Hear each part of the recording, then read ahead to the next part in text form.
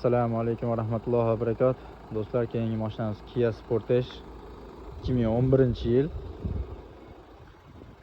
Hop, probegi 201 ming yurgan. Oldi sidinalar isiydi. Old shofer tomondagi soviydi ham. Hop, navigator Android qo'yilgan, HiPace bor. Mashina juda ham yaxshi holatda. Ko'rishingiz mumkin. Toza, orqa sidinlar ham isiydi. Pokiza turibdi. Inshaalloh kelib bemalol ko'rishingiz mumkin. Hop, buni narxini 4 million deyapmiz. Eksportga ham qidiraveramiz buni ham inshaalloh.